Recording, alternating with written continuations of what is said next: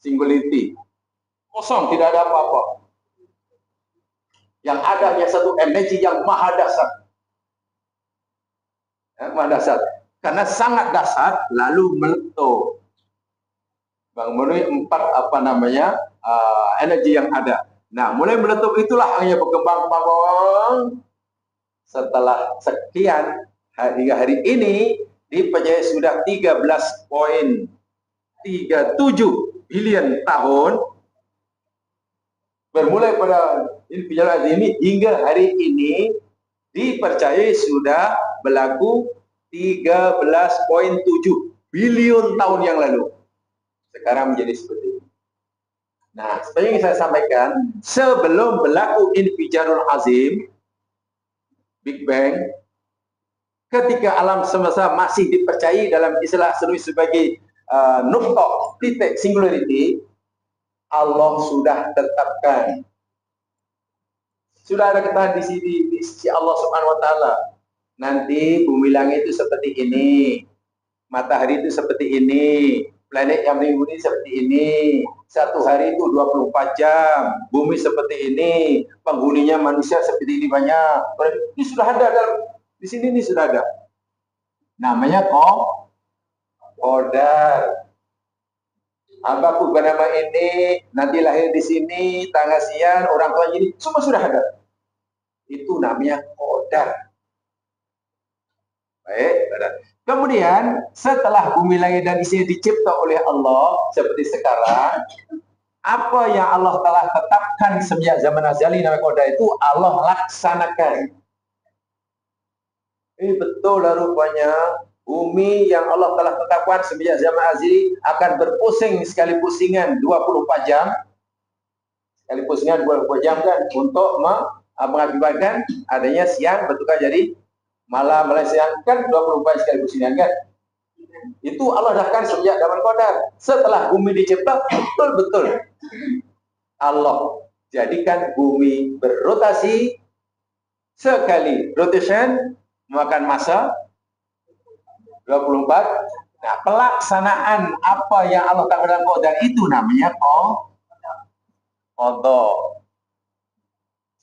Jadi kalau begitu sebenarnya mana lebih dahulu, qada atau qadar? Qadar. Dahulu semenjak zaman azali seluruh alam cipta Allah sudah ketahui siapa hamba-hambanya yang berada di tempat ini, datang dari mana, datang main pakai kereta warna apa, duduk di sebelah mana, pakai baju apa. Allah sudah tahu semenjak zaman azali. Namanya betul hari ini, saat ini, orang-orang yang Allah telah ketahui sebenarnya siapa yang ada di sini, betul-betul ada. Bulan. Nah, ini namanya berlakunya ini namanya qada. Jadi qada itu pelaksanaan qadar. Nah, pertanyaannya, sudah paham ya hubungan dia?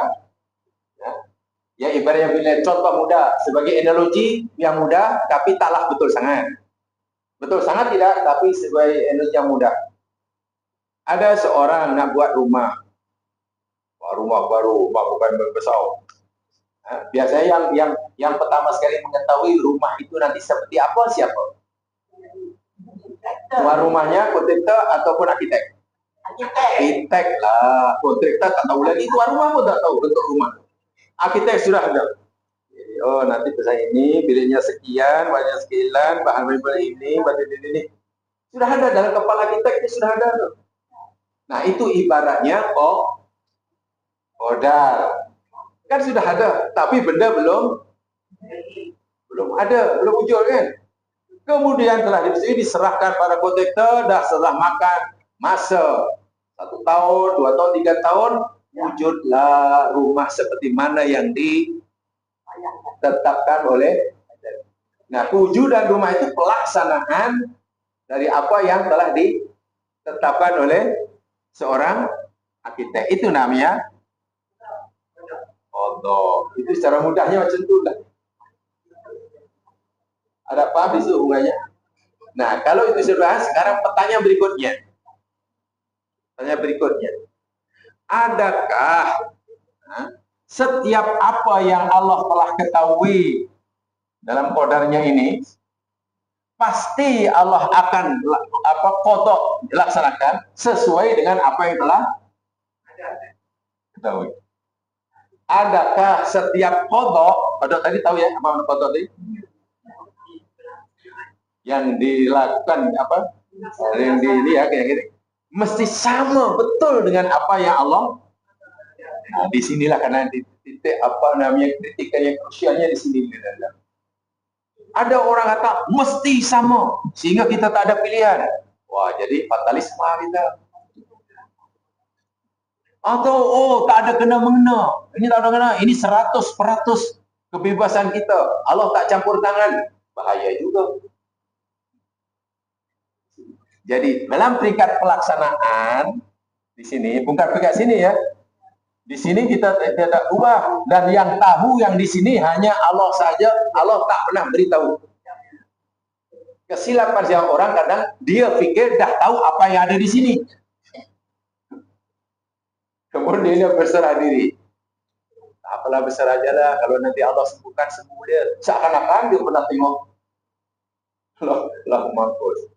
Nah, adapun tingkat pelaksanaan di jamaah sekalian, ya boleh jadi sesuai dengan apa yang Allah telah qadarkan, boleh jadi berbeza karena Allah akan laksana qadanya mengambil kira apa yang dipilih oleh manusia.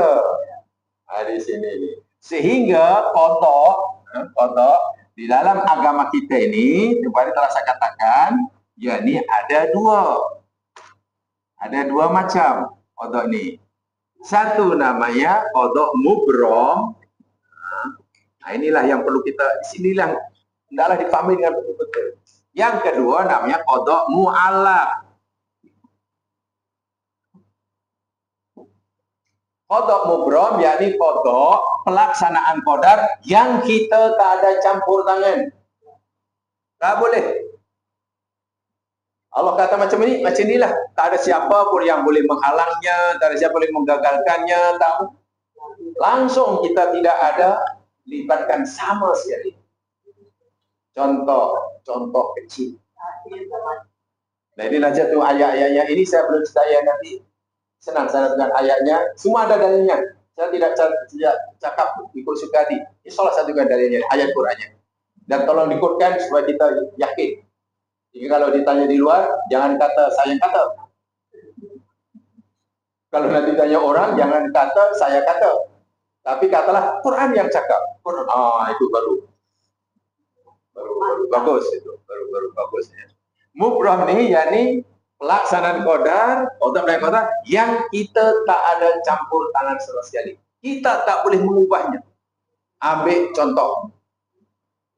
Api, sebelum Allah cipta api dan yang sebangsa dengan api, semenjak zaman azali itu Allah berikan sifat panas dan membakar.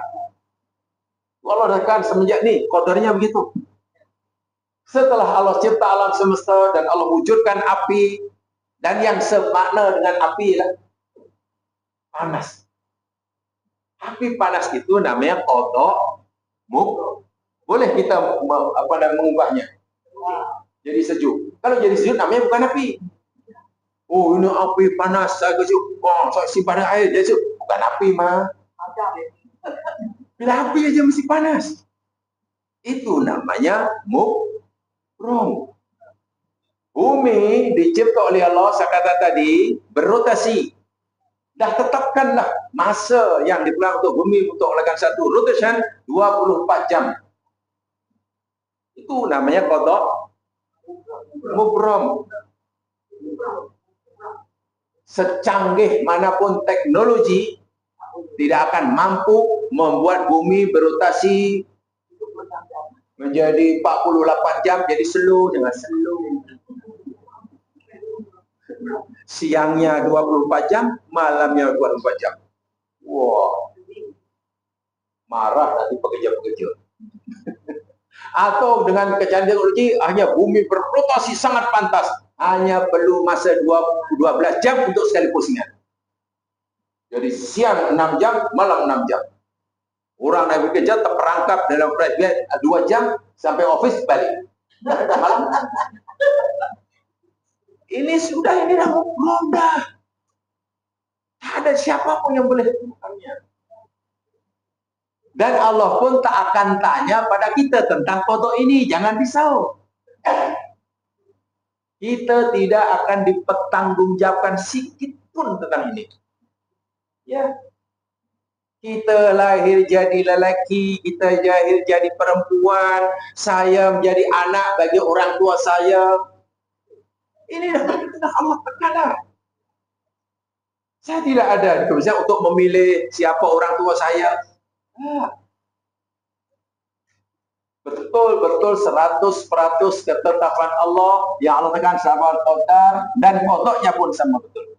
Tak ada cabutan. Tentang apa tadi jenis jantina laki atau perempuan. Nanti di sana saya tunjukkan mana yang mubramnya dan mana yang mu'alafnya. Yang mu'alaf ini begini. Allah telah tetapkan, telah tahu semenjak zaman azali. Contohnya begini, dan ini berada di tangan malaikat. Katalah begini, hambaku bernama Fulan, ini sakit. Katakan tuh sakit apa? Hambaku ini akan sembuh, aku akan dapat dia sembuh jika ia berobat sini. Contoh ini.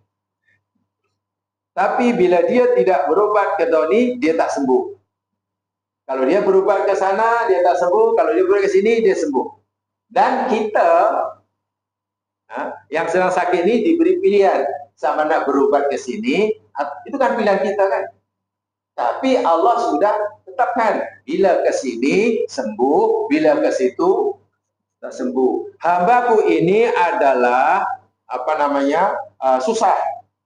Ya, lo tahu dia susah. Tapi hambaku ini boleh senang jika ia berusaha. Di sini. Bila ia memilih untuk tidak berusaha, ia tetap susah.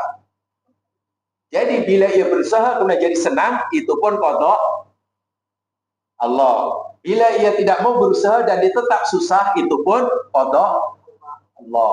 Namanya qada mu'alaf itu yang bergantung. Bergantunglah keadaan. Tapi malangnya manusia ini, dia hanya ingat qada bila benda yang berlaku, benda yang dia tak suka. Baru dia qada Allah. Kalau benda yang berlaku tu benda yang baik yang dia suka, ini kerana usaha saya. Waduh, sombongnya. Bukan.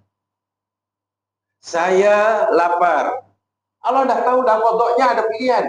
Hambaku ni lapar ni. Tapi kalau hambaku ni mau makan, maka aku akan beri kodok kenyang. Hilang dah lapar dia. Tapi kalau dia nak terus mogok makan, mogok lapar. Mogok makan yang betul. Kalau lapar itu salah. Mogok lapar maknanya makan aja. Itu dah. Kalau mogok makan maknanya tak mau. Semua driver taksi mogok bawa taksi. Mana bekerja berarti tidak. Tidak kan? Mogok kerja, mana orang tu kerja atau tidak? Tak kerja. Jadi mogok lapar, mana orang tu lapar atau tidak? Mana makan aja. Orang yang makan aja itulah namanya mogok lapar. Adapun orang yang tak mau makan namanya mogok makan. Saya lapar. Allah dah beritahu dah. Hambaku ni lapar. Tapi jika hambaku ini makan, maka aku jadikan dia kenyang. Tapi jika ia memilih mogok makan, ia akan terus lapar. Ini namanya qada mu'alaf. Jadi bila saya lapar dan saya makan, kemudian saya kenyang, itu qada Allah atau bukan? Saya lapar, kemudian saya memilih untuk makan. Dengan sebab makan, saya hilang lapar. Itu qada Allah atau bukan? Iya, itu qada Allah. Bila saya lapar dan saya tak nak makan, saya mogok makan, dan saya kebuluran bahkan mati, itu qada Allah atau bukan? Qada, tak faham juga, sudah susah. Qada mu'alaf. Jadi apa yang Allah tentukan buat kita, Apa yang Allah berikan pada kita pada qada mu'allaq bergantung pilihan. Kedua-dua itu pilihan Allah. Kedua-dua pilihan kita qada. Jadi Allah memberikan qadanya sesuai dengan apa yang kita pilih. Itu namanya qada mu'allaq. Yang mubram kita ada pilihan atau tidak? Tak ada. Tak ada. Tak tahu apa-apa. Ya, tak tahu apa-apa menanya, ya bodoh lah. Tak tahu apa-apa. Tak tahu apa-apa. Bodoh. Kalau bodohnya itu hyper bodoh, namanya botol. Ya, hyper bodoh itu kan tingkat-tingkat kan. Ada yang bodoh biasa, bodoh sederhana, ada yang super bodoh. Yang super bodoh namanya botol. Bodoh dan tolol. Oh, itu istilah baru. Lalu Allah dengan kodoknya, ini hambaku ini botol nih. Tapi kalau hambaku ini mau berusaha rajin, maka aku akan tetapkan ia pandai. Bila Allah katakan ia pandai karena hamba ini milih rajin, itu qada Allah atau bukan? Pandai itu. Qada Allah. Tapi jika hambaku ini selesa dengan kebetulannya, selesa, serono, happy dengan kebetulannya, tak mau berusaha, dan dia tetap bodoh, itu qada Allah atau bukan? Tetap bodoh, qada Allah bukan? Masih ada yang geleng-geleng lagi. Susahnya nafas. Itu pun qada. Kan tadi saya katakan qada mu'allaq itu yakni qada Allah, ketetapan Allah yang Allah berikan pada hambanya sesuai dengan pilihan hamba. Betul? Baik. Malam tadi kita tidak tahu atau Mujamaah sudah merancang, oh pagi ini nak datang ke kelas ini. Sebenarnya jamaah bolehlah tidak datang ke tempat ini sekarang ini. Boleh pergi kemana-mana. Ya. Jika jamaah kata memilih untuk datang ke sini ini qada Allah atau bukan? Qada Allah. Bila kata pagi ini kita memilih untuk tidak datang ke sini, tapi entah ke mana-mana, itu qada Allah atau bukan? Qada Allah. Itu namanya qada mu'allaq. Jadi kita jangan pikir yang bawah ini kita hanya punya satu pilihan. Sebenarnya qada Allah kepada kita ini banyak sekali. Kita punya banyak pilihan qada yang bawah. Yang atas jangan. Yang atas tak ada. Kan? Orang susah, mau senang ke, terus susah ke, susah sungguh-sungguh ke, senang sungguh-sungguh ke, terpulang. Wa an laisa lil insani ila masa'ah, Allah kata. Seseorang manusia itu tidak akan mendapatkan apa-apa balasan sesuai dengan apa yang dia usahakan. Tolong diingat ayat ini. Baik, saya tunjukkan ayatnya.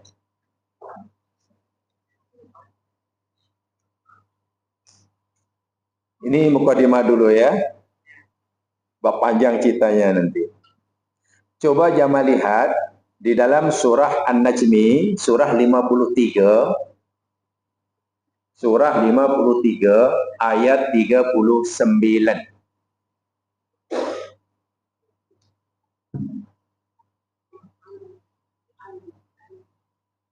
Lima tiga sembilan. A'udzu billahi minasy syaithanir rajim.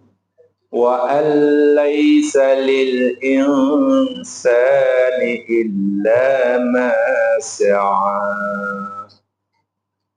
Wa an waw dan an bahwasanya laisa tidak tiada lil insani bagi manusia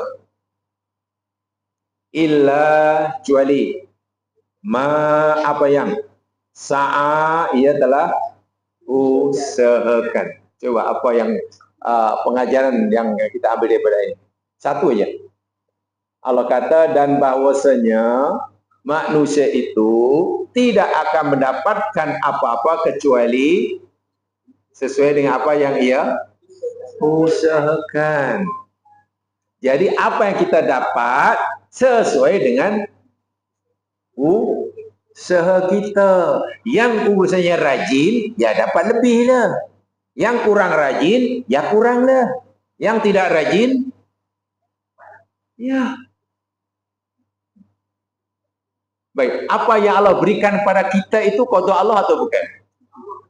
Qada Allah. Tapi pemberian qada Allah pada kita itu Allah sesuaikan dengan apa yang kita pilih, yang kita usahakan. Itulah namanya mu'allaq.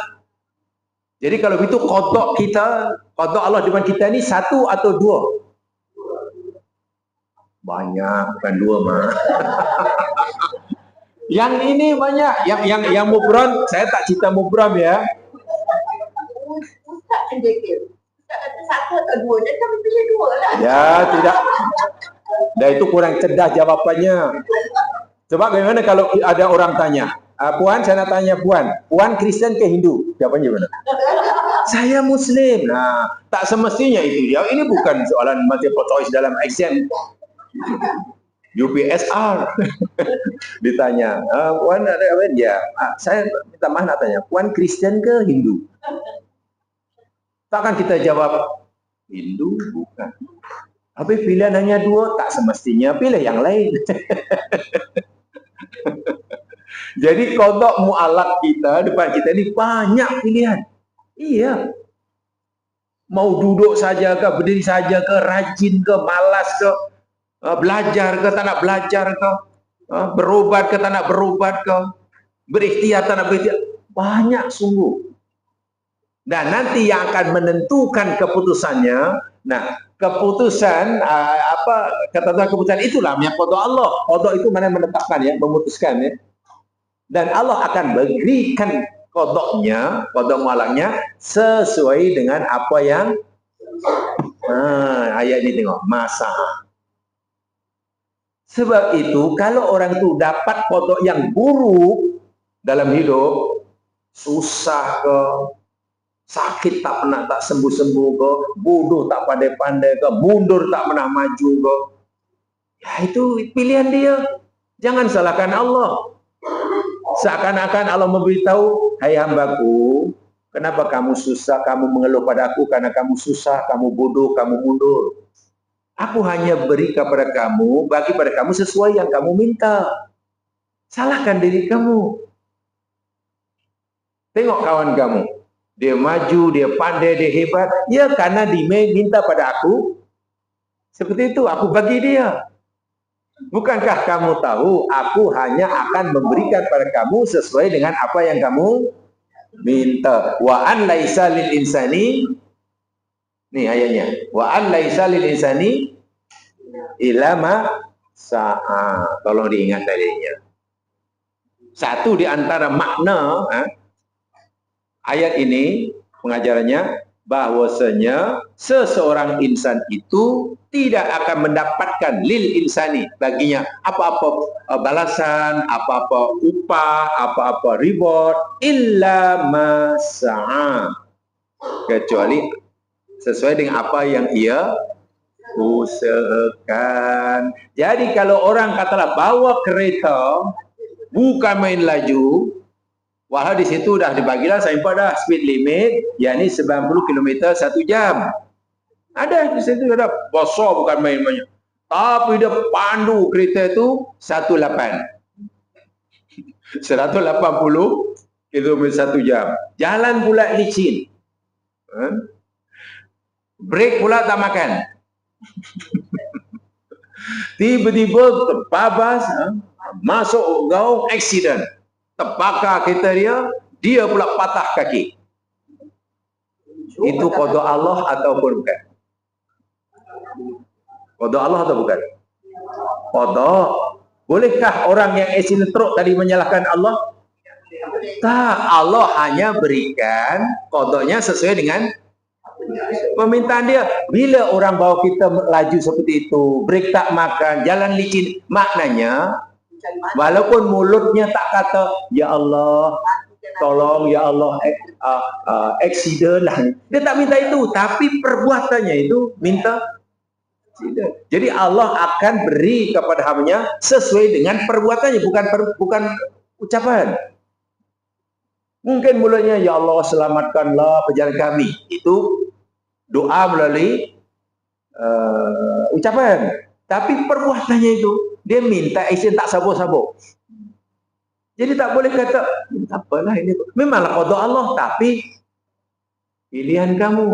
Kenapa kamu tidak memilih bahwa kita perlu berhati-hati, patuhilah speed limit dia, pastikanlah kondisi kita awak cantik, suruh berhentilah, tak boleh potong lah, selamat sampai destinasi tujuan. Bila selamat sampai tujuan, itu pun qada Allah. Allah bagi selamat karena dia minta selamat. Yang tadi Allah bagi accident karena dia minta ini lama qada mu'al. Nah, jadi kita ada pilihan dalam qada. Kita boleh memilih. Silakan.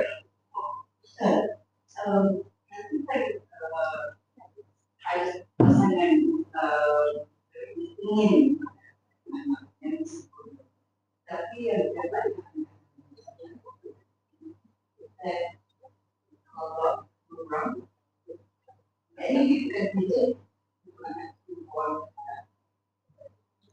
jamaah sekalian, ada dalam agama kita disebut sunnatullah.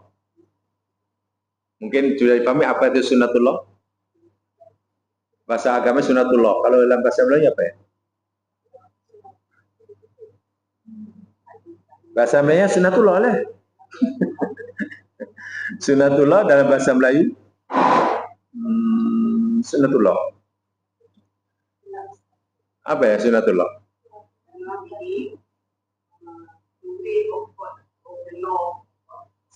Sunnatullah itu yakni lebih kepada attribute of nature. Atau sunnatullah juga disebut sebagai apa ya, peraturan al-qanun sababiyah, peraturan yang berkaitan dengan apa namanya, cause and effect. Hukum alam itu istilah orang yang tak bertuhan. Sorry, minta maaf. Jangan gunakan istilah hukum alam. Tak boleh. Law of nature itu bukan istilah agama. Itu istilah etis, saintis yang etis. Sorry, saya itu yang pelajari. Katakan sunnatullah. Atau atribut nature boleh. Sunnatullah lebih kepada apa dipanggil peraturan, konun, undang tentang cause and effect. Ada sebab, ada akibat. Ini namanya sunnatullah. Oke. Ada kertas terbakar, itu akibat. Terbakar itu akibat. Sebabnya apa? Agaknya karena tersentuh dengan api. Paham? Paham ya? Sebab tidak mungkin tiba-tiba terbakar tak ada api. Ya. Ada orang tiba sakit perut, perut itu akibat. Itu efek dia. Pasti ada penyebabnya. Penyebabnya apa agaknya ya? Tersilap makan kan? Mungkin food poisoning, atau mungkin sengaja dia makan tersilap makan meruku, dia ingat meruku tapi rupanya obat nyamuk. Ya mana tahu? Dah pasal itu dipabeli. Jadi minat makan meruku, tengok macam meruku rupanya obat nyamuk. Habislah 2 itu. Ya sakit perut lah. Itu namanya qanun sababiyah. Itu adalah sunnatullah. Itu adalah hukum apa namanya tadi sebab akibat. Ada apa cause and effect, kausalitas kalau bahasa saya. Sehingga kalau orang itu sakit itu akibat atau sebab? Sakit. Akibat. Pasti ada penyebabnya, betul? Sebabnya macam-macam. Kadang kita tahu, kadang kita tak tahu, betul ya? Kita kenyang itu akibat atau sebab? Akibat. Sebabnya apa kayaknya? Makan. Masalahnya masalah kita ini hanya seringkali tahu akibatnya, tapi seringkali tak tahu apa yang jadi penyebabnya. Tapi pasti ada sebabnya. Kan ini hukum sunatullah. Pertanyaan tadi, ada pasangan suami istri, manalah nak sangat anaknya cacat tak cukup sifat. Memang tidak ada. Tiba-tiba anak dilahirkan ini tak cukup sifat umpamanya. Macam mana itu? Wah, itu bukan pilihan dia kan? Okey, cacatnya bayi yang lahir itu sebab ataupun akibat? Akibat. Tapi kita tak tahu sebabnya kan? Pasti ada sebabnya. Karena sebab inilah perlu dicari dan tanya pada yang pakar. Walaupun kita tidak tahu. Boleh jadi sebabnya dalam diri kita. Tapi karena kita tak tahu, seakan-akan Allah memberikan kodok pada kita tanpa sebab, tanpa alasan yang kita suka. Lalu kita menuduh Allah tak adil. Oh, tidak boleh. Pasti ada sebabnya. Sebab Allah telah menciptakan alam semesta, dan jadi itu pasti ada sunnatullah. Ada sebab akibat. Ada cause, ada efek, ada kausalitas, konsabiyah. Itu pasti. Walaupun, ingat, walaupun Allah berkuasa membatalkan undang-undangnya ini. Api menurut sunatullah sifatnya membakar, panas. Itu sunatullahnya, dan itu kehendak Allah. Tapi Allah Maha berkuasa membatalkannya. Buktinya, api yang berkobar-kobar tidak mencederkan Nabi Ibrahim. Sejuk, macam mana api boleh sejuk? Wah, Ibrahim tak, ya. Ibrahim bukan baca jampi apa-apa. Tapi, nah itulah. Jadi Allah ini walaupun menciptakan sunatullah dalam alam ciptanya, Allah berkuasa untuk membatalkannya. Dan tak ada siapa yang boleh menghalangnya. Tapi, karena Allah tidak menunjukkan kuasa yang mutlak. Seakan-akan Allah berfirman, walaupun aku ciptakan alam semesta ini sesuai dengan peraturan aku, mesti begini, begini, begini, begini. Ada orang katalah, kamu saya manusia perlukan oksigen untuk hidup. Kalau kamu saya tidak dapat oksigen dalam beberapa minit, kamu akan mati. Itu sunnahku, kata Allah. Kalau kamu tenggelam dalam air setengah jam, mati. Itu sunnatullah. Tapi aku boleh membatalkan sunnahku. Ada hambaku yang tenggelam dalam lautan, bukan tenggelam, tersorok dalam perut ikan. Ikan itu menyelam dalam lautan beberapa minggu. Sehat walafiat. Nabi Yunus, tengok. Jadi kalau kita melihat keajaiban ini, kita tak boleh menilainya dari sunatullah. Karena sunatullah itu berlaku atau tidak bergantung pada kehendak Allah. Bila Allah kehendaki api panas, panas. Bila Allah kehendaki api sejuk, sejuklah. Di situ mana kuasa Allah itu berada di atas sunatullahnya. Seseorang perempuan menurut sunatullah boleh punya anak apabila ada suami. Betul? Perempuan boleh mengandung punya anak menurut sunatullah mesti ada suami, atau minta maaf walaupun dia tak bersuami tapi dia ya kufu malam. Bukan firefly ya. Saya pun tak tahu kenapa orang Melayu gunakan kufu malam. Untuk merujuk pada perempuan yang ya rendah murahnya itulah, menjual diri kan banyak kupu-kupu malam kan. Saya tahu kenapa jadi kupu-kupu malam. Tahu apa kupu-kupu malam? Kunang-kunang, kelip-kelip. Firefly itu bahasa Melayunya kelip-kelip kan? Kupu malam. Jadi kenapa diumpamakan macam firefly ini? Rupanya zaman sekarang, subhanallah. Ini keajaiban Allah ya. Yang pernah tengok itu firefly? Pernah. Di Malaysia ada tempat untuk dilawat, tapi tentu ya ini di Kuala Selangor. Wah, di situ luar biasa keajaiban. Tapi tidak sepanjang masa. Firefly yang perutnya mengeluarkan cahaya, tapi tidak panas. Itu pelik dia. Ada cahaya tapi tidak panas. Karena tahap kepanas heatnya hanya lebih kurang 6% saja. 90% itu cahaya. Dan teknologi perut firefly ini akhirnya jadilah lampu apa tuh? Lampu yang sangat terang tapi tak panas. Macam LED, macam apa tuh ya? Kan? Waktu dahulu zaman sekarang panasnya luar biasa tapi tak terang. Sehingga kita perlu energi yang dulu-dulu kan. Bukan main panas, sentuh aja melecur tangan, tapi tak terang. Mungkin saintis lampu ini belajar daripada kufu-kufu malam. Cemana nih perutnya menyala, tapi tak panas. Subhanallah, dia punya hidi rupanya 600 saja.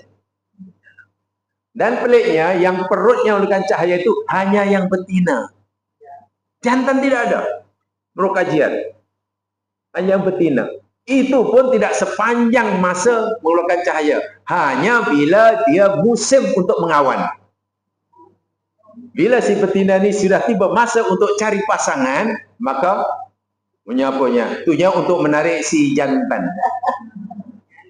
Jantan. Jadi jantan pun tengok, wih, sudah menyala. Wih, ini mesti nak nih.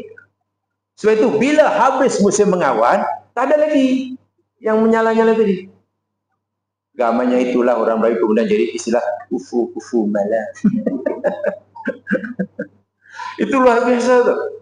Dan ialah menurut apa nama analisa lah. Saintis-saintis yang kilang-kilang yang buat lampu teknologi nanti belajar dari itu.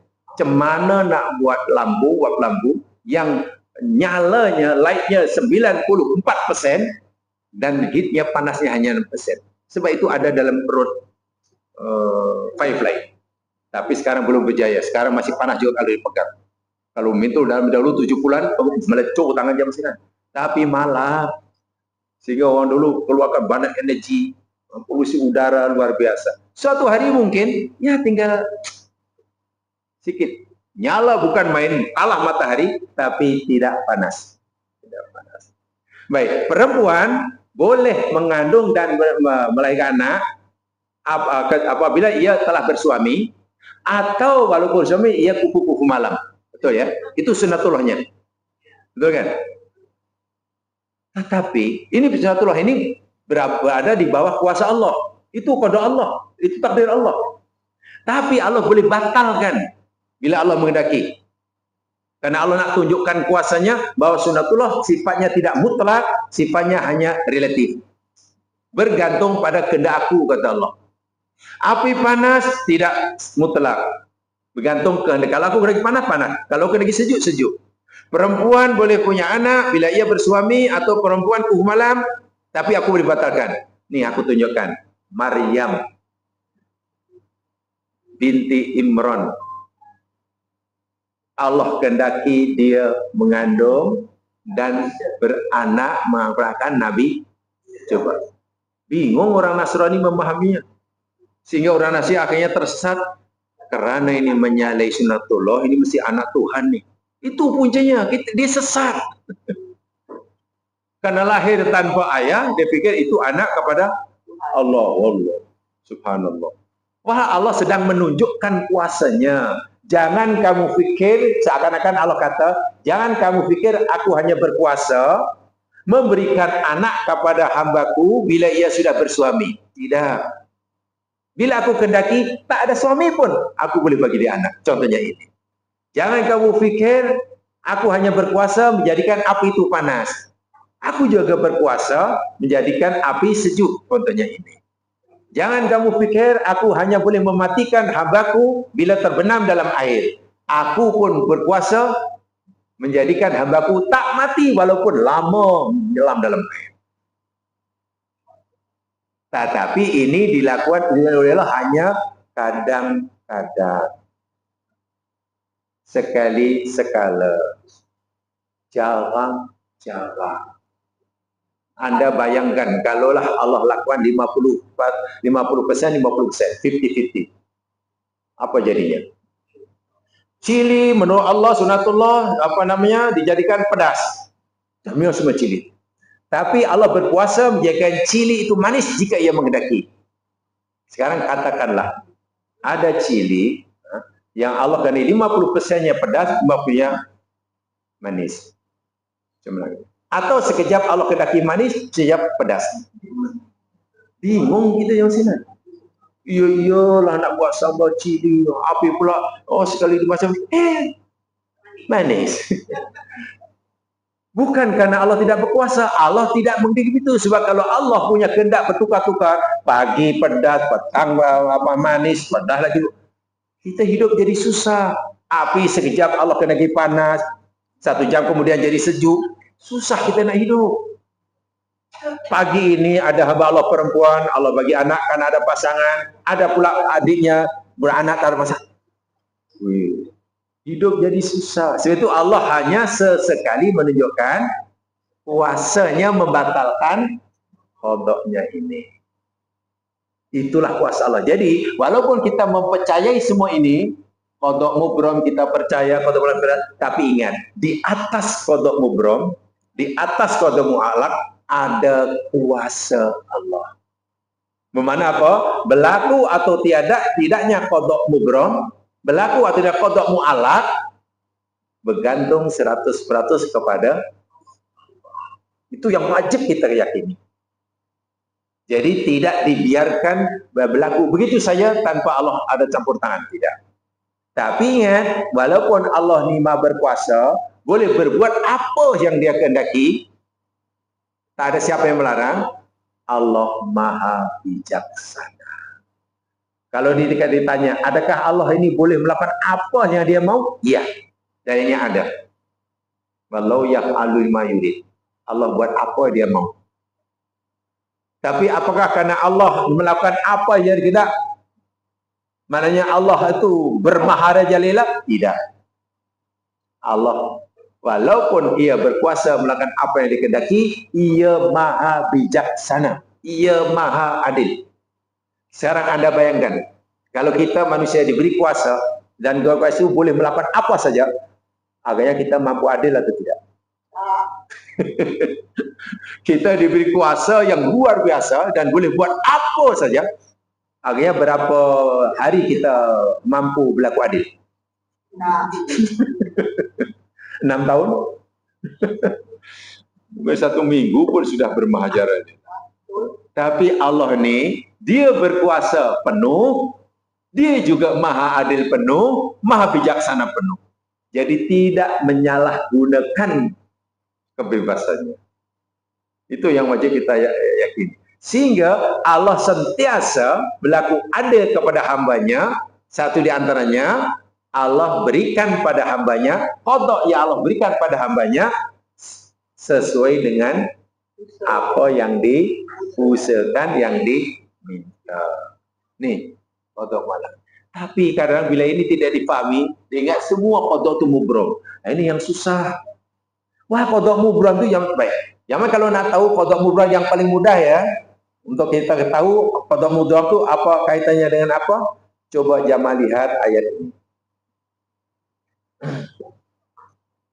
Ini semuanya kaitannya dengan qada mubram.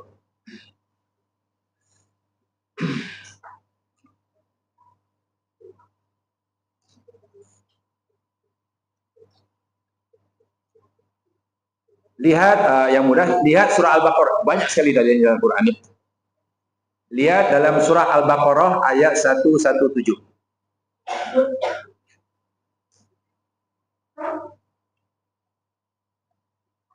Jadi yang ini mu'allaq, yang ini mubram. Sekarang yang mubram. Qada mubram. Mubram. Mubram itu maknanya mesti terjadi, mesti berlaku. Tak ada siapa yang boleh campur tangan, tak ada siapa yang boleh menghalangi, tak ada siapa yang boleh membatalkan. Ini ada 2. Satu namanya qada tasyri'i.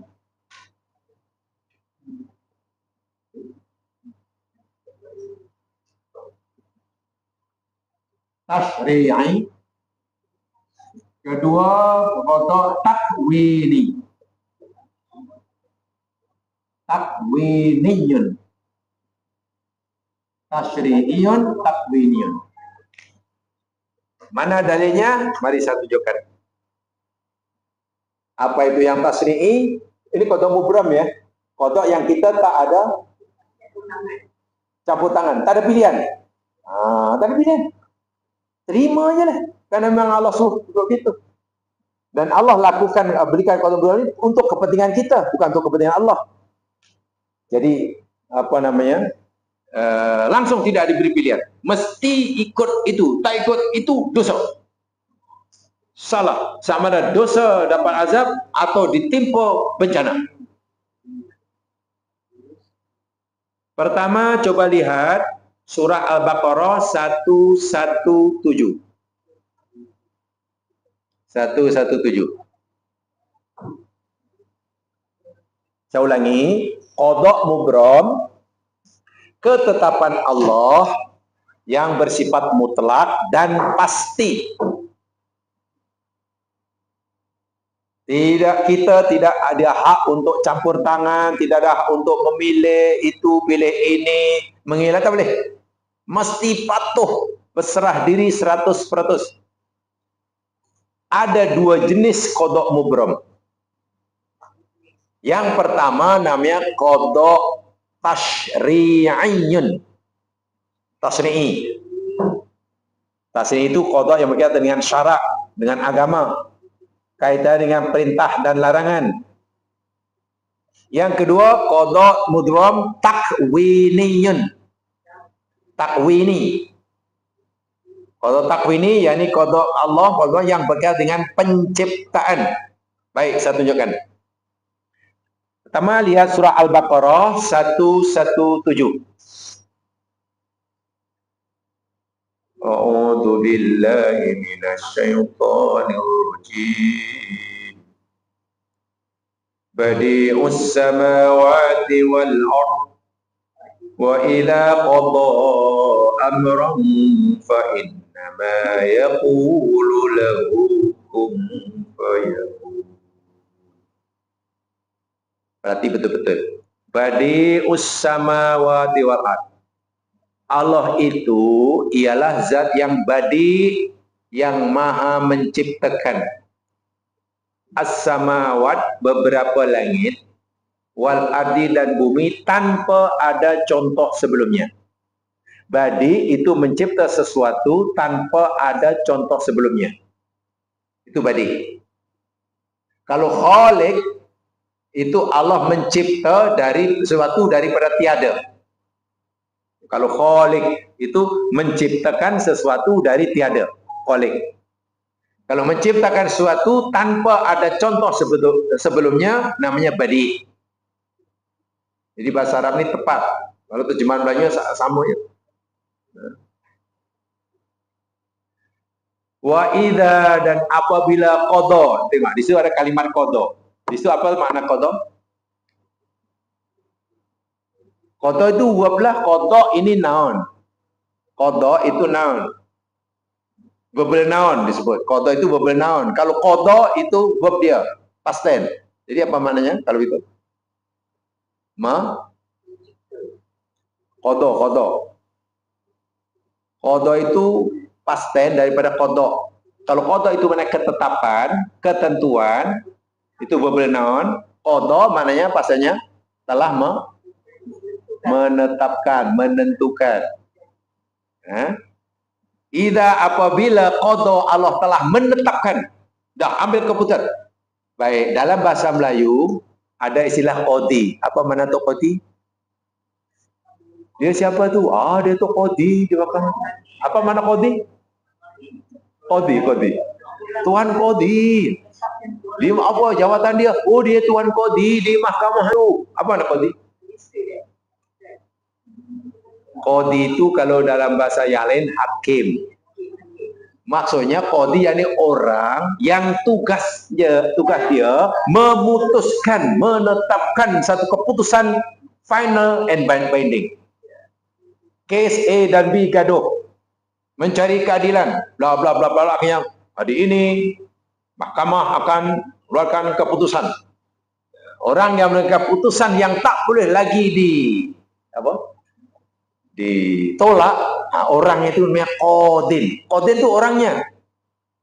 Keputusannya namanya qada. Perbuatan qadi memutuskan itu namanya qada. Udah bahasa Melayu dah. Tak perlu. Jadi Memang bahasa Melayu banyak yang Arab. Jadi apabila Allah sudah memutuskan, menetapkan amron akan satu urusan, fa innama yaqulu lahu kun fayakun. Hanya saja dia Allah akan berfirman pada sesuatu yang dah diputuskan itu, kun, jadilah. Fayakunu, lalu benda itu jadi. Jadi qada Allah di sini kaitan apa nih? Bila Allah dah memutuskan sesuatu nak buat sesuatu, katalah Allah berfirman pada dia, aku nak dah putuskan, aku nak menciptakan bukit, katakanlah. Aku qada nak buat bukit di tempat ini. Allah kata kun, jadilah bukit jadi. Jadi kalau itu qada apa namanya? Ialah qada mubram yang mana satu? Takwini. Takwini itu qada yang berkaitan dengan penciptaan. Keputusan Allah yang ada kaitan dengan penciptaan. Jadinya malam, terciptanya bukit, kan tadi bumi, langit dan isinya. Tengok, badi'us samawati wal ardh. Bila Allah menghendaki, katakanlah umpamanya dah putuskan nak bagi anak kepada Maryam walaupun belum bersuami. Allah tetapkan, qada apa namanya itu? Ya qada mufrad kubra yang mana? Allah dah tetapkan nak bagi anak pada Maryam binti Imran walaupun dia belum bersuami. Qada mubram yang mana? Tash atau takwini, kan penciptaan. Kan menciptakan anak yang takwini. Dan bagi Allah tidak susah nak bagi anak walaupun belum bersuami. Nah itu jamaah boleh lihat dalam Ali Imran 47. Tengok. Ali Imran 47. Di situ pun ada kalimah qada juga. Ali Imran 47.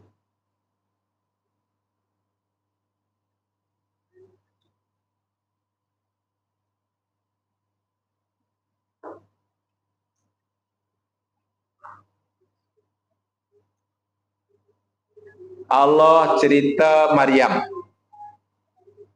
Ketika Maryam telah ditetapkan oleh Allah tak punya anak walaupun bersuami, Allah utus Jibril menemui Maryam di tempat beribadahnya. Jibril datang menemui Maryam menjelma menjadi manusia sempurna. Dalam menjelma menjadi manusia. Jadi Maryam boleh melihatnya, rupa bentuknya, dia manusia. Mendatangi Maryam seorang diri, terkejut Maryam didatangi lelaki. Lalu si Jibril ini berkata pada Maryam bahwa ia disuruh oleh Allah, Allah nak bagi Maryam anak. Wah, Maryam waktu itu belum bersuami. Mendengar berita yang dijalankan oleh Jibril ini, Maryam terkejut.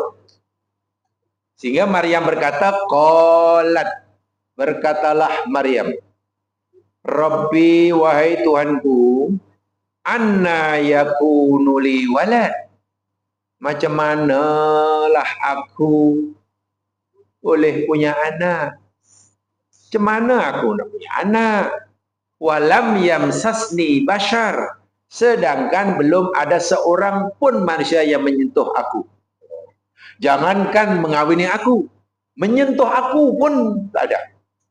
Macam mana aku nak punya anak? Sedangkan menurut sunnatullahmu, menurut sunnatullah engkau ya Allah, qanut sababiyah, seorang perempuan baru boleh anak bila ada suami, ada laki.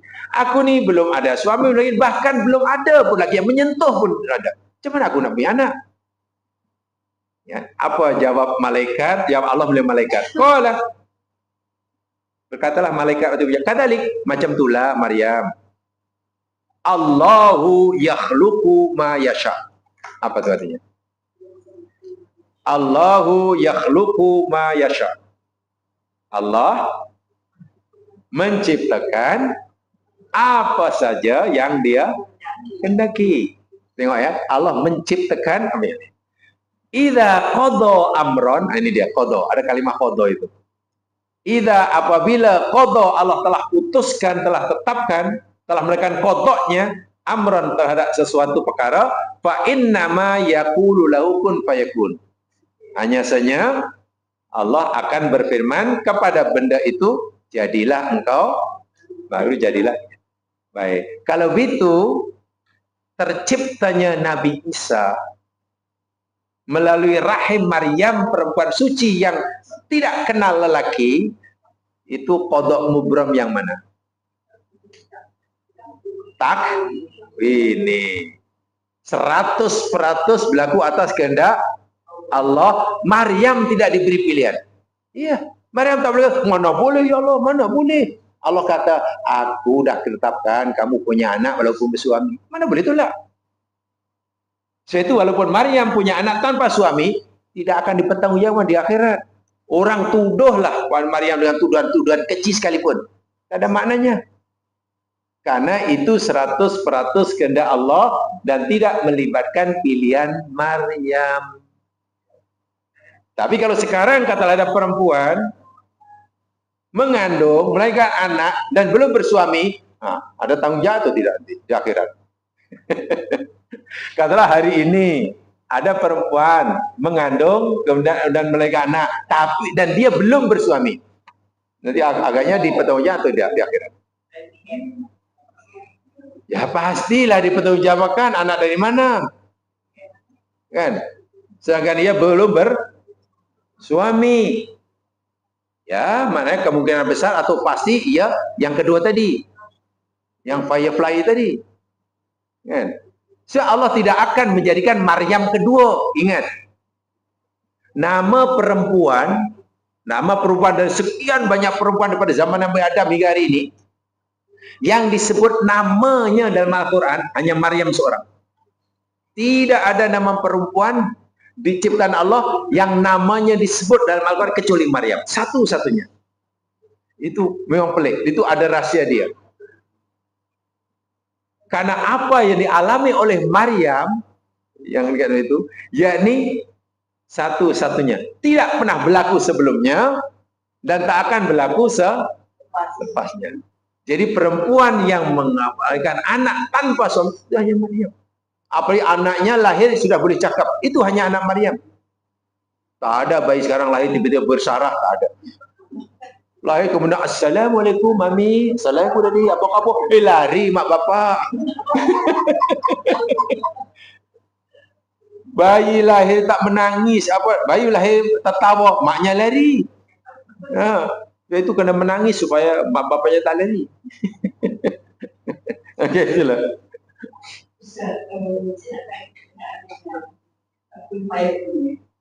Jadi di sini betulkah Oasis yang menjadikan Nabi sekuler dan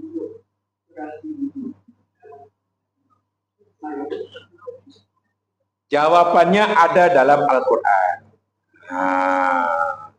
Jawabannya ada dalam Al-Quran. Mari kita lihat jawabannya. Betulkah Nabi Isa itu dicodori Al-Fatihah, yakni dengan ruhnya diletakkan dalam rahim Maryam, gitu kan? Seperti mana diyakini oleh golongan Nasrani umpamanya. Jawabannya dalam Al-Quran. Tanya pada Allah jelah, biar Allah yang jawab. Lihat firman Allah Subhanahu wa taala di dalam surah Ali Imran juga. Surah yang ketiga ayat 59. Ini jawaban Qur'annya, bukan jawaban ulama. Jadi pasti betul. Betulkah Nabi Isa itu dicodori Allah dengan ruh Allah letakkan dalam rahim Maryam? Seperti mana kepada Nasrani disebut Ruhul Kudus, sehingga Isa itu sebagai anak Tuhan umpamanya. Karena Allah kata kun fayakun. Baik, jawabannya Ali Imran 59. Ini Allah yang jawab ya. Inna mathala Isa. Inna sesungguhnya mathala Isa perumpamaan Isa. Isa Maryam maksudnya. Sesungguhnya perumpamaan Nabi Isa indallahi di sisi Allah kamathali Adam, seperti perumpamaan Adam. Jadi antara Isa dan Nabi Adam dari segi penciptaannya Allah kata matal. Apa makna matal?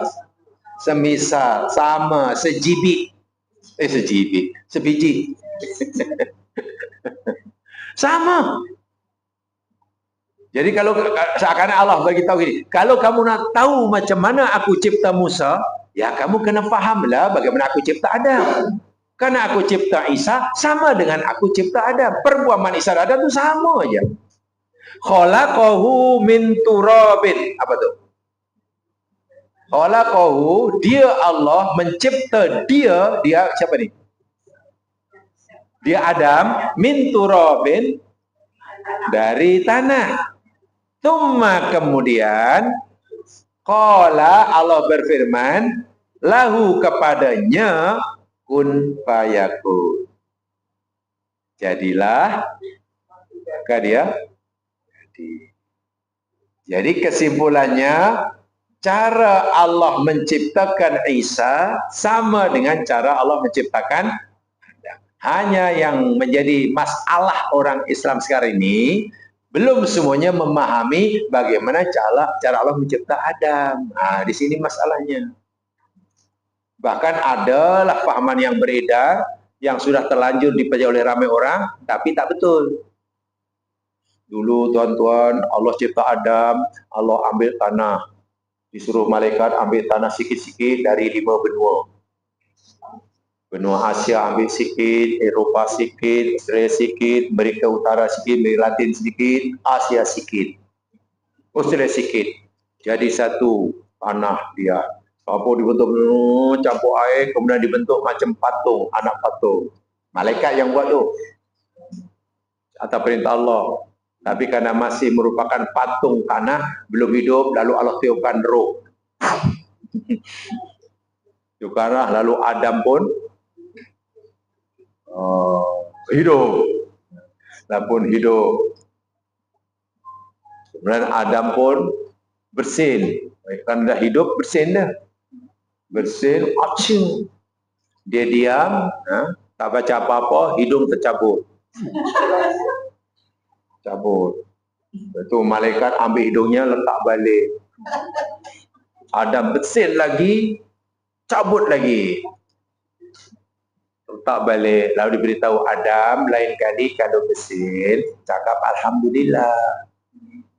Bersin kali ketiga, Adam kata Alhamdulillah, hidungnya tak tercabut.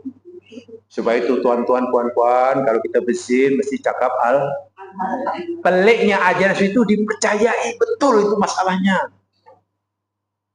Mana Allah mencipta Adam macam kanak-kanak main panah patung. Wah, itu betul-betul mitos yang lalu terus. Bukan begitu. Memang tidak mudah. Itu sangat tidak Quranik dan tidak saintifik. Itu yang jadi masalah. Tapi yang pasti ayat ini Allah mengatakan cara aku menciptakan Isa sama dengan cara aku menciptakan Adam. Hanya yang jadi masalah bagi kita, masih ramai kita belum memahami dengan baik bagaimana ya dulu Adam dicipta. Sebab orang itu kata ambil tanah sikit-sikit supaya mewakili setiap manusia yang ada di Eropah putih di berang. Betul ada campuran itu, ada unsur angin, unsur api, unsur air, unsur itu sama sekali tidak ada landasan hukumnya. Dasar-dasar akidahnya tidak ada sama sekali. Yang pasti bahan asal yang Allah gunakan untuk mencipta Adam dari apa? Pasti. Sekarang bahan asal semula jadi yang Allah ciptakan untuk cipta kita dari apa? Tanah. Sama. Saya zamannya dicipta di tanah. Maknanya dalam diri kita ini semuanya ada unsur-unsur kimiawi yang semuanya ada dalam tanah. Ada zat besi, ada zat itu, ada semua dalam tanah. Jadi bahannya sudah disimpan dalam tanah. Dari tanah itu mengeluarkan tumbuh-tumbuhan, kan? Jadi tumbuhan itu. tumbuhan pula dimakan oleh kita, dimakan oleh binatang, dimakan oleh tumbuh-tumbuhan, daun kita makan, buah kita makan, daging binatang yang dibesarkan dengan tumbuhan pun kita makan. Ingat, yang masuk dalam tumbuh-tumbuhan, yang masuk dalam tubuh binatang, itu semuanya ada dalam tanah, unsur yang dalam tanah. Masuk dalam diri kita. Ada yang Allah jadikan jadi sel tulang, sel darah, sel-sel, dan inti patinya dijadikan sel spermatozoa. Spermatozoa. Jadi prosesnya memang sangat canggih daripada tanah menjadi sel spermatozoa, sperm lelaki. Tapi belum memungkinkan jadi anak. Kena dicari pasangannya, ovum perempuan. Bila sudah dicantumkan sulalah min ma'in mahin, satu sel daripada spermatozoa dikawinkan dengan ovum perempuan, jadilah nutfah. Nutfah itu yakni satu sel. Zaijud orang Arab kata. Zaigot jamak kata. Satu sel aja. Dalam beberapa hari satu sel membelah jadi dua. Dua jadi empat. Empat jadi 8. 8 jadi 16. Jadi 32. Terus gitu. Sampai ke tentu ada sel yang tak punya keinginan ingin jadi sel darah, ingin jadi sel tulang, ingin jadi sel rambut. Padahal dia tidak ada keinginan. Lalu siapa yang menggerakkan sel ini jadi darah, sel ini jadi sel kulit, jadi sel tulang? Pasti Allah kan? Bayangkan kalau sel ini katalah punya keinginan yang sama. Setelah selnya sekian ribu, saya punya keinginan ingin jadi sel darah aja lah. Tak ada yang ingin jadi sel tulang. Jadi lahir darah aja deh mas. Saya ingin jadi sel tulang aja lah. Tak nak jadi sel kulit. Lahir tulang maksudnya. Jadi prosesnya memang sangat canggih. Dan kita, ilmu modern hanya mampu memahaminya daripada peringkat spermatozoa saja. Asal usul daripada tanah itu belum dapat dikaji dengan baiknya. Karena memang sangat luar biasa. Tapi mungkin suatu hari nanti Allah akan tunjukkan macam mana spermatozoa kandungan itu terbentuk daripada benda-benda yang tersimpan dalam turab. Sekarang ilmu modern baru dapat mengkajinya manusia ini dari spermatozoa, kemudian perempuan, kemudian jadi nutfah, kemudian jadi alaqah, jadi mudghah, jadi tulang, lahir. Tapi yang pasti Quran sudah beritahu, bahan-bahan yang aku gunakan untuk cipta kamu turab, Quran kata. Kan? Tin, Quran kata. Sulalah mintin, Quran kata. Sulalah mintinin lazib, Quran kata. Minal ardi, Quran kata. Selepas bandi pun kemudian Allah sebut nutfah, mudghah. Itu luar biasa, sangat canggih sekali. Di mana waktu itu ilmu tentang penciptaan ini masih dunia masih buta huruf lah waktu itu. Tapi 14 abad yang lalu Quran sudah sangat canggih. Yang hari ini pun belum difahami kesemuanya dengan baik. Menunjukkan bahwa Quran benar-benar firman Allah, bukan karangan Nabi Muhammad. Bagaimana Muhammad tahu? Nabi tak baca, tak tulis. Waktu itu lab belum ada, makmal mana ada, mikroskop mana ada. Tapi kandungannya benar-benar dapat dibuktikan kebenarannya. Jadi saya katakan ayat ini menjawab tuduhan Nasrani bahwa Isa diciptakan dari ruhnya letakkan dalam rahim Maryam. Itu pahaman yang sesat. Sebab Quran kata, kalau kamu nak tahu macam mana aku cipta Isa, yakni aku cipta Isa macam aku cipta Adam. Masal itu sebiji. Sama betul. Yakni aku cipta Adam dari tanah. Hanya Allah belum menjelaskan, belum bagi kita ilmu yang kita paham macam mana asal usul kita yang Allah dari tanah ini macam mana proses. Sebab kita hanya tahu kita ini pada spermatozoa laki-laki campur ovum. Dari situ aja. Tanyalah dokter pakar embriologi, pasti segitu aja. Kalau ditanya tapi sekarang sudah dibuktikan. Dalam spermatozoa rupanya mengandung banyak zat-zat kimiawi yang ada dalam tanah. Dan hidup kita pun tidak boleh terpisah daripada tanah. Makanan, minuman, semua akan ada. Dan apa agaknya yang kita makan yang bukan dari tanah? Apa agaknya makanan yang kita makan atau minuman yang kita minum yang tidak berasal dari tanah? Ada kan? Tanah, sebab kita memang daripada tanah, jadi untuk hidup tanah. Kita dari tanah, mana makanan untuk membolehkan kita hidup pun mesti dari tanah. Kita hidup pun di atas tanah. Nanti bila sudah qalu masuk kalau itu kita ini bukan makhluk mana-mana, kita makhluk tanah. Tak pernah pergi mana-mana kecuali di ya namanya tanah, namanya kan meter, berat. Dia berat, kan? Ada timbangannya. Sebab itu kita berat tuh biasalah, nak gerak lambat, nak naik tangga lenguh, itu normal lah. Karena kita dicipta dari tanah. Berbeza dengan jin dicipta dari bukan dari api ya, bahangnya, bukan apinya, bahangnya tuh. Jadi yang tak nampak lah. Jadi sangat ringan, halus dan ringan, kecil, sehingga jin lincah, pantas, bergerak tak penat, panjat bukit tak lenguh. Nak pergi lurus saja, tak ada. Ini simpang ti, Allah, ada dinding pula, terpaksa panjat dinding. Mana ada jin panjat dinding? Nak pergi, tiba-tiba ada dinding yang bukan betul. Macam mana aku nak tembus? Tak ada, tak tahu panjat. Dia boleh menembusi. Itu baru makhluk yang tercipta dari bahang api.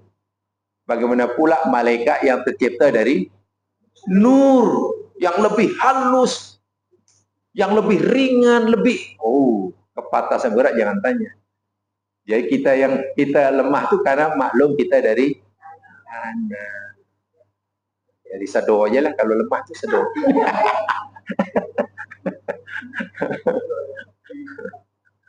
Ya.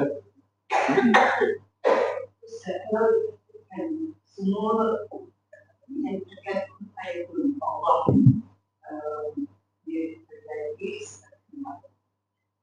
kadang-kadang dalam siran we have recreated the domain or adakah yang melibatkan peranan unsur malaikat hujan. Di dalam Al-Quran Allah seringkali membiasakan zatnya berkaitan dengan perbuatannya. Kadang-kadang Allah kata aku menciptakan, kadang-kadang Allah kata kami menciptakan. Betul ya? Paham ya? Ketika Allah cerita tentang penciptaan manusia pun kadang-kadang Allah kata aku yang menciptakan, kadang-kadang Allah kata kami menciptakan. Baik, sebelum saya jawab, saya pastikan jamaah tahu dalilnya. Sebab kita belajar berdasarkan dalil. Kalau tak ada dalil, kita tak payah. Lihat firman Allah Subhanahu wa taala.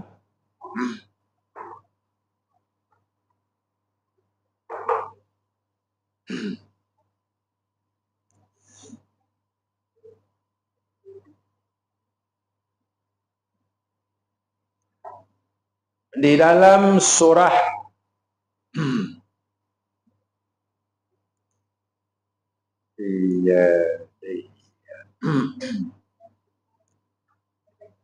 Shad, yang tepatnya surah Shad. Surah Shad ini surah yang ke-38. 38. Ayat 75. Baik, tadi saya katakan pertanyaannya kenapa kadang Allah gunakan kami, we. Tapi dalam ayat yang lain, dalam kes yang sama Allah kata aku.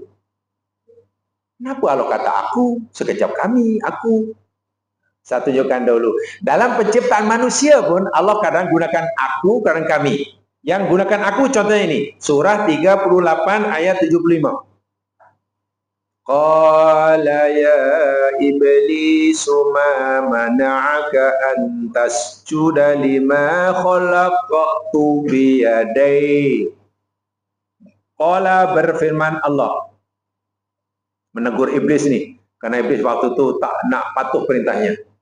Ya iblis, iblis, ma mana'aka, apakah yang menghalang engkau antas juda, untuk engkau sujud hormat, lima kepada apa yang khalaqtu biyadaya. Apa maknanya itu? Khalaqtu, itu aku ke kami di situ.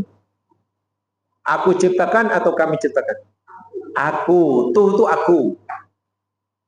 Aku ciptakan dengan tanganku sendiri. Allah tegur iblis, hai iblis, apalah yang menghalang kau daripada sujud kepada makhluk yang aku ciptakan sendiri dengan tanganku? Maksudnya siapa ini? Adam kan? Jadi Adam Allah kata aku ciptakan dengan tanganku. Ya, kolak tu ya. Astaghfirta amkuta minas alin, adakah engkau sombong menyombongkan diri atau engkau termasuk orang yang meninggikan diri? Baik. Allah kata pada kita, Adam dicipta oleh Allah dan Allah kata aku yang menciptakan. Allah tak kata kami. Tapi tengok dalam ayat yang lain. Tengok dalam ayat yang lain. Allah Subhanahu wa taala berfirman di dalam apa namanya? Surah Al-Hijr, surah yang ke-15 ayat 26.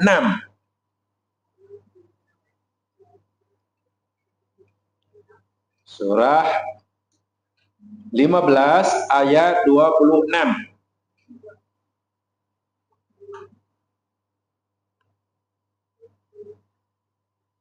Wah, ini sampai ke sini apa bicaranya? Ini teman tadi cerita tentang kodok takwini. Apa nih kodok mukron takwini ini?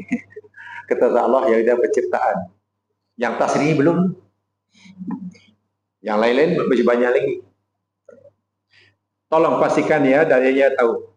Ayat 26 surah 15 Allah berfirman, walaqad khalaqnal insana min shalsalin min hama'in masnun. Walaqad, dan demi sesungguhnya, khalaqna, kami telah ciptakan al-insan, manusia. Tengok di situ gunakan khalaqna, kami ciptakan manusia. Tapi tadi dalam surah Shad, aku ciptakan. Wah, ini case-nya sama, mencipta manusia. Adam pun manusia, kita pun manusia. Min solsol min hamai masnun, daripada solsol min hamai masnun. Baik. Adam, Allah kata aku ciptakan. Selain Adam, termasuk kita ini, Allah tak kata aku ciptakan, kami ciptakan. So apa bezanya itu? Atau serupa aja? Ingat ya Mas ya, dalam ilmu tafsir, kalau kita ada satu kaidah. Di dalam Al-Quran tidak ada kalimat yang berbeza, melainkan makna dan maksudnya pun pasti berbeza. Tak boleh sama. Bila satu ayat ini kata aku ciptakan, dalam ayat yang lain pula kami ciptakan, maknanya tidak boleh sama. Kita tidak boleh memahami, mendapat kesan yang sama. Pasti berbeza. Ada sesuatu yang Allah nak sampaikan dengan kalimat khalaqtu, ada sesuatu yang lain yang Allah sampaikan dengan khalaqtu.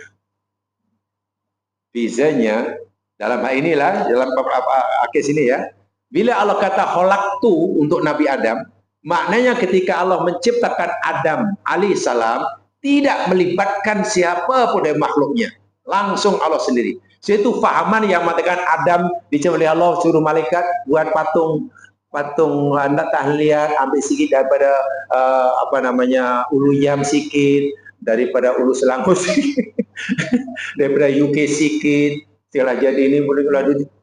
Itu tidak punya alasan sama sekali. Allah sendiri pun kata aku yang ciptakan. Mana malaikat tidak dilibatkan dalam penciptaan Adam. Bagaimana mungkin Allah menciptakan malaikat jemaah sekalian dalam penciptaan Adam, ketika Allah nak beritahu malaikat bahwa Allah nak menciptakan Adam jadi khalifah, apa respon malaikat? Ini Adam belum dicipta nih, tapi Allah beritahu pada malaikat bahwa Allah nak ciptakan khalifah Adam. Apa respon malaikat waktu itu? Setuju ataupun dalam Al-Quran? Malaikat macam tak setuju kan? Ya Allah, pasal apa lah kau nak cipta ini?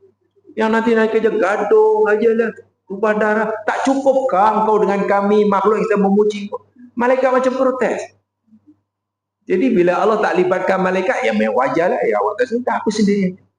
Hanya bagaimana cara Allah mencipta Adam, itulah yang Allah tidak atau belum jelaskan kepada kita. Ini untuk Adam. Tapi untuk anak cucu Adam termasuk kita, Allah tak kata aku ciptakan, kami ciptakan. Maknanya Allah menciptakan saya, melibatkan makhluknya yang lain. Paling tidak kedua ibu bapa saya. Paling tidak. Tanpa kedua ibu bapa saya tidak akan lahir. Nah, dalam itu khalaqna kami. Dan banyak dalam Quran seperti itu jemaah. Jamaah boleh baca Al-Quran kalau dengan teliti, kalau kita sudah boleh memahami faedah ini. Bila Allah cerita tentang taubat jemaah sekalian, taubat. Kita dosa kemudian bertaubat kepada Allah dan Allah terima taubat kita. Allah tidak pernah kata kami terima taubatnya, tak pernah. Tapi Allah kata aku terima, aku terima. Tak pernah kata kami. Bermakna masalah taubat ini diterima atau tidak melibatkan sesiapa. Hanya urusan kita dengan Allah. Sebab itu kalau taubat terus daripada Allah. Minta maaf anak Nabi sekalipun bila berdosa tapi tidak bertaubat, Allah tak akan ampunkan. Tak boleh, ya Allah pasal apa kau tak ampun? Angkat aku anak Nabimu. Tak boleh tumpang sekaki. Berbeza dengan masalah rezeki. Dalam Al-Quran, bila Allah cerita rezeki, walau rezeki itu Allah yang memberikan, Allah tak pernah gunakan aku, tapi Allah gunakan kami merizki mereka. Pasal apa agaknya? Karena bila bab rezeki, yang Allah tetapkan untuk kita, melibatkan orang lain. Melalui tangan orang lain, itu contoh kecil. Kita mampu makan dengan sesuap nasi. Sesuap nasi itu rezeki kita belum. Akhirnya berapa puluh, berapa ratus, berapa ribu makhluk Allah yang Allah libatkan sehingga kita dapat makan sesuap nasi. Tak terkira yang sekalian. Nasi asalnya kan daripada padi. Nah, sebelum padi ditanam, tanah kena bajak dahulu. Yang bajak itu bukan kita, tolong kita tuh. Bajak itu mungkin pakai alat, mungkin traktor. Traktornya bukan kita, orang Germany. Berapa ratus orang yang terlibat buat traktor. Dibawa pula ke Malaysia, diangkut. Dengan kapal, banyak lagi. Lepas itu dibajak lagi dengan padinya, dengan ini bajanya, dengan itunya. Lepas itu padi pula dihantar ke kilang, jadi beras pula dihantar. Kita nak masak, ada dapurnya, ada kualinya, ada airnya. Kita tak mampu nak mengira berapa jumlah makhluk Allah yang Allah libatkan untuk membolehkan dapat rezeki sesuap nasi. Jadi dalam bahasa mudahnya, kita ini sebagai pribadi lebih banyak berhutang budi kepada makhluk ayam daripada orang lain berhutang budi pada kita. Iya. Kita datang kemari naik kereta berhutang budi pada yang buat kita. Lalu jalan raya, lalu pakai. Kita lebih banyak bergantung pada orang. Sebab itu Allah kata bab rezeki kami, bukan aku. Ini untuk memberikan kita kesedaran yang kita ini sebenarnya amat-amat memerlukan pertolongan orang lain. Tujuannya apa? Supaya kita ini tawadhu, merendah diri, tidak sombong. Allah bolehlah kata aku boleh sebab memang aku. Itu maksudnya. Nah, kami dan tu aku. Satu di antaranya itu rahasia dia. Jadi salah besar lah pahaman Nasrani itu memang sesat lah. Akhirnya Isa dianggap anak Tuhan. Roh yang dicamkan sebagai Ruhul Kudus Tuhan. Allah sebagai Bapa Tuhan. Macam mana? Ada 3, tapi 3 itu 1, 1 itu 3. Pening kita. Pening. Nabi kita pening. 3, 1, 1, 3. Ya memanglah ada 3 dalam 1 itu ada. Saya tahulah. Ya, macam cappuccino, kopi itu adalah 3 in 1 kan, itu adalah. Ada kopi kan 3 in 1 itu.